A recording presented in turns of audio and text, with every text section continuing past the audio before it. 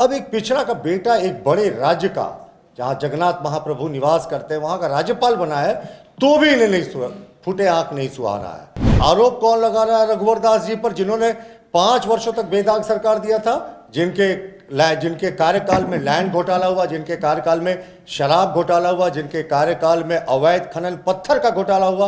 इतने बड़े घोटालेबाज सरकार का मुखिया ऐसे आरोप लगाए तो मुझे लगता है ये मर्यादा से विपरीत है। और एक पिछड़ा का बेटा इनको कभी नहीं पछता है ना, तो इस तरह का आरोप लगाकर वो पिछड़ों का अपमान कर, एक पिछड़े के बेटे का अपमान कर रहे हैं, तथा कि मुख्यमंत्री संवैधानिक पद पर रहकर इतनी घटिया बयानबाजी नहीं करेंगे।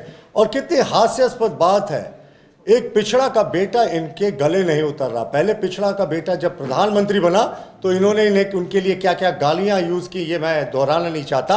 अब एक पिछड़ा का बेटा एक बड़े राज्य का, जहां जगन्नाथ महाप्रभु निवास करते हैं, वहां का राज्यपाल बना है, तो भी इन्हें नहीं फूटे आंख नहीं सुहा रहा है।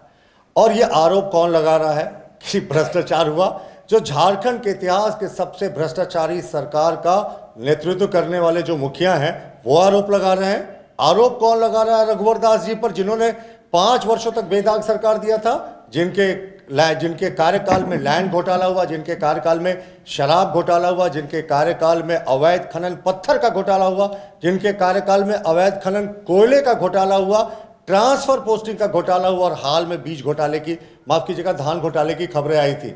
तो जब इतने बड़े घोटालेबाज सरकार का मुखिया ऐसे आरोप लगाए तो मुझे लगता है ये मर्यादा से विपरीत है। और एक पिछड़ा का बेटा इनको कभी नहीं पछता है ना।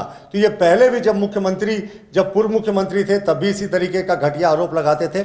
और मैं बताऊं, असली में माननीय मुख्यमंत्री जी को मिर्ची कब लगी? जब रघुवर दास जी ने एक्सपोज किया कि जो माइनिंग लीज मुख्यमंत्री जी ने खुद माइनिंग मंत्री और मुख्यमंत्री रहते अपने नाम कर लिया, और ये ऑफिस ऑफ प्रॉफिट के दायरे में आता था, और ये सारा मामला फिलहाल विचाराधीन है। उसके बाद वो एक्सपोज हो गए थे। राष्ट्रीय स्तर पर चर्चा हुई थी कि कैसे एक मुख्यमंत्री ने सारे नियम कानून को धत्ता बताते हुए खुद के विभाग का, खुद का माइंस अपने नाम कर लिया था। तो इस तरह का आरोप लगाकर वो पिछड़ों का अपमान कर, एक पिछड़े के बेटे का अपमान कर रहे हैं। और कोई इनके ऊपर आरोप था तो 4 वर्ष बाद अब एक प्रिलिमिनरी इंक्वायरी शुरू हो रही। जब ये सरकार की विदाई की बेला में कुछ महीने बचे हुए हैं तो ये अब एक इंक्वायरी का नाटक कर रहे हैं, जबकि इन्होंने कहा था कि सरकार बनने के 3 महीने के भीतर जितने दागी मंत्री हैं, मुख्यमंत्री हैं, पूर्व मुख्यमंत्री सरकार के, सबको जेल भेजेंगे। तो मुख्यमंत्री जी ने मर्यादाहीन बयान दिया है, और हम मानते हैं एक पिछड़े के समाज के खिलाफ है ये बयान।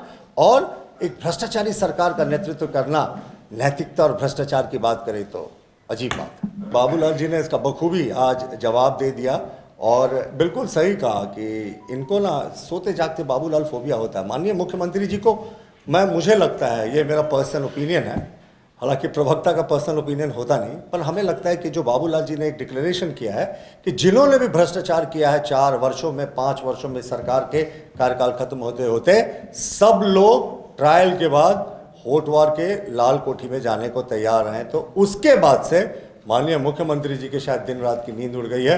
हमें लगता है कि शायद होटवार जेल भी सत्ताधारी दल के जितने नेताओं को जाना तय है उसके लिए कम पड़ेगा। अब शायद कैंप जेल की व्यवस्था करनी होगी। धन्यवाद। Followup.in, like, share and subscribe.